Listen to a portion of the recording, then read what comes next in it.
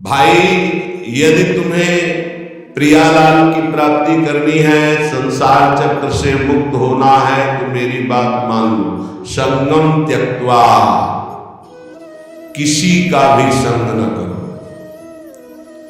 भगवत प्रेमी महात्माएं किसी में नहीं आते हैं। ये तो जब प्रभु द्रवित होते हैं, कृपा करते हैं, तब ये संग मिलता है। जब द्रवई दीन दयाल राघो, तो साधु संगति पाए। या करें अन्य किसी का संग नहीं, या तो असंग और या भगवत व्रत धारण करने वाले महात्माओं का संग। ये बड़े बड़े महापुरुषों के आदेश है। एकश्चरणाश्चित्त मनंती से युंजीत तद वृत्ति साधुश्चेत प्रसंगा। या तो असंग और या तो जिनका चित्त परमात्मा में लगा हुआ है, ऐसे साधुओं का संग, अन्यथा नहीं।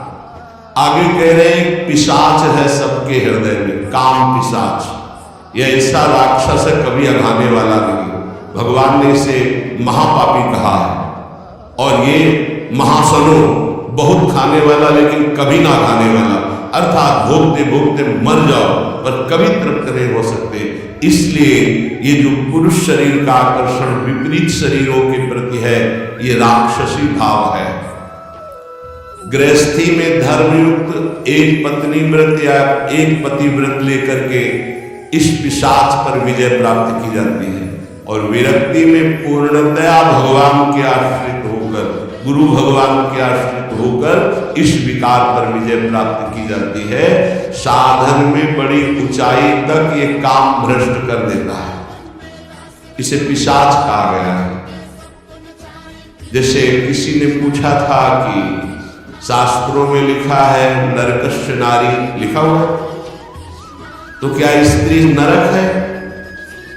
उसका अर्थ तुम कैसे जानोगे जब भजन नहीं करते? उसमें लिखा हुआ है कि जो तुम्हारी काम भावना स्त्री के प्रति गंदी है ना, तुम्हें नरक ले जाएगी। भगवान ने कहा है त्रिविधम नरकस्येदम द्वारम नाशन मात्मनः कामः क्रोधा तथा लोभा तस्मात् त्रयं त्यजेत्। तुम उनमें मां भाव, देवी भाव ये नहीं कर सकते हो। तुम उनमें भोग के भाव करोगे तो नरक पहुंचोगे। ये लिखा है नरकस्य नारी।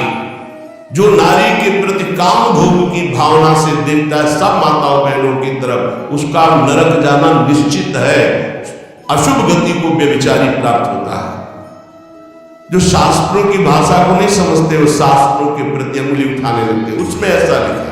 ये बड़े बड़े देश भक्त, बड़े बड़े भगवत भक्त इन माताओं से प्रकट होते हैं। हमारे भाव को पिशाच कहा गया है। ये देखो, पिशाच चढ़ जाता है तो कैसा राक्षस होता है, कैसा व्यवहार करता है। उस सृष्टि में आप आंख खोल के देख ले, मनुष्य कोई ऐसा कर सकता है? राक्षस करता है, पिशाच करता है। ये काम पिशाच है।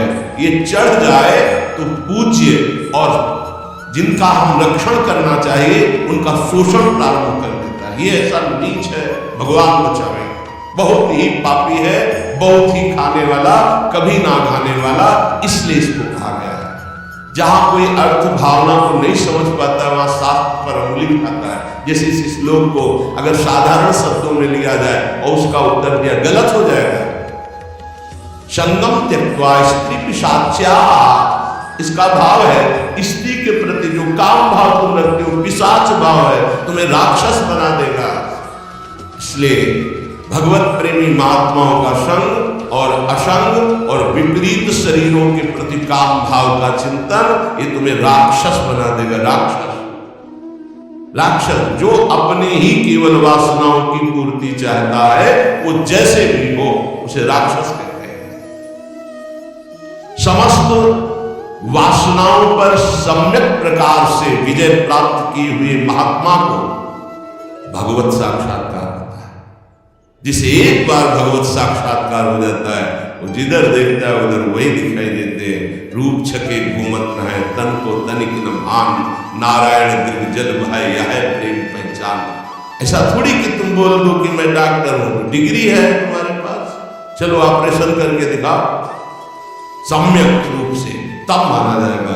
ऐसे ही तुम भगवत साक्षात्कार किए हो तो काम क्रोध लोभ मोह मद मत्सर इनके विजेता होगे, मान अपमान निंदा स्तुति इनको समान समझने वाले होगे।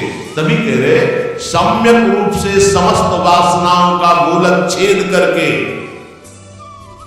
जो दैव के द्वारा प्राप्त प्रारब्ध के द्वारा प्राप्त शरीर पोषण को करते हुए देह यात्रा का निर्वाह करते हुए रात दिन भजन करता है, उसके हृदय में प्रेम प्रकाशित होता है। फिर ध्यान दीजिए, संगम त्यक्त्वा, समस्त संगों का त्यागी कहां से होता है? भगवत प्रेमी महात्माओं के संग से। सर्व संगों को हो ही माम, संतों का संग सब संगों का त्याग करा देता है। फिर कहे स्त्री पिशाच्याः, ये जो पिशाच भाव राक्षस भाव माताओं बहनों के प्रति आए, प्रतिकूल शरीरों के प्रति भोगने का है कि तुम्हारी दुर्गति कर देगा, इसका त्याग करो। सम्यक रूप से समस्त वासनाओं का मूलच्छेद करके देह निर्वाह के लिए जो भगवत विधान से होता है उसको महलों में रखे चाहे झोपड़ी में वास दे, कोई इच्छा नहीं, ऐसी देह यात्रा का निर्वाह करते हुए वो महापुरुष भगवत साक्षात्कार के योग्य हो जाता है, उसके हृदय में प्रीति प्रकाशित हो जाती है। न कुरु न वद, न कुरु न वद किंचित विस्मराशेष दृश्यम, स्मर मिथुनम महस्तक गौरनीलम स्मरार्तम, बहुजन समवायात् दूरमुद्विजयाहि प्रिय निवसस्तु श्रील वृंदावनान्तः। ऐसा कुछ मत करके तू फंस जाए। कितने कृपालु हैं हमारे गुरुजन महापुरुष, बड़े प्यार से कह रहे कि तू अभी समझता नहीं। विषय चुगा जिन चुगे मन चुगत कछुक सुख होए, फिर फांसी ऐसी लगे तेषम। आपको भोगने में तो लगता है बहुत अच्छा है, लेकिन उसके अंदर जो आसक्ति रूपी कांटा है वो जब फंस जाएगा तो तड़पड़ाओगे, तड़पोगे, निकल नहीं सकते। ऐसा दलदल है कि गुरु कृपा निकाले या हरि कृपा निकाले, दूसरा निकाल नहीं सकता। पक्का समझ लीजिए, जानते हुए भी कि ये गलत है, नहीं करना चाहे आप वही करोगे यदि आपके हृदय में गुरु चरणों का आश्रय और नाम जप नहीं तो तुम्हारी ताकत नहीं कि तुम रुक जाओ। कह रहे ना करो, ऐसा कुछ मत करके तुम फंस जाए, फिर निकलना मुश्किल हो जाए। श्री जी की कृपा ही निकालती है, ये पक्की बात समझो। श्री जी की कृपा निकाल, जो भरोसे पे है वो कभी डूब नहीं सकता।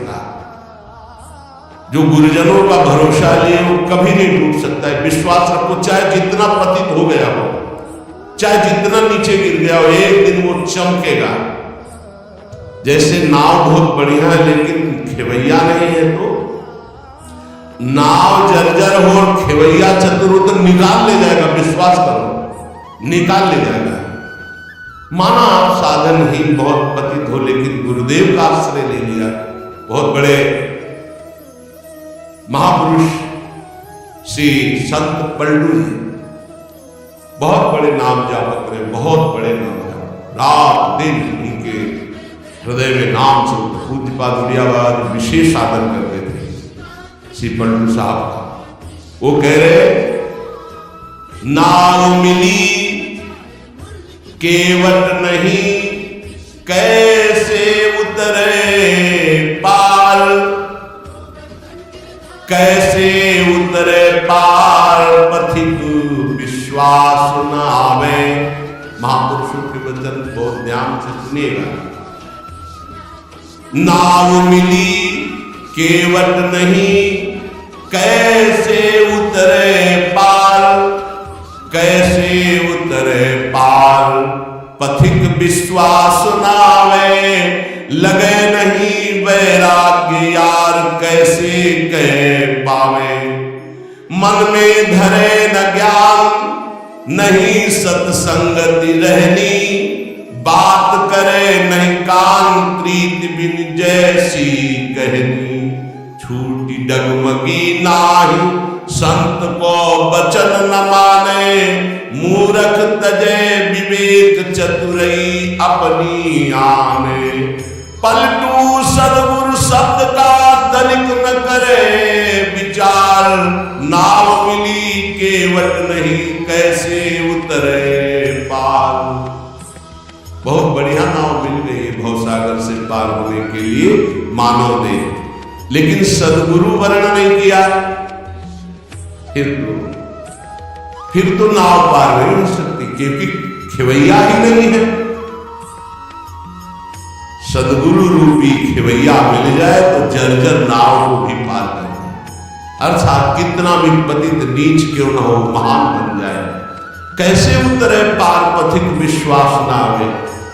ऐ संसार सागर से पार जाने वाले पथिक, तुझे विश्वास ही नहीं है कि गुरु रूपी खिवैया ही संसार समुद्र से पार करता है।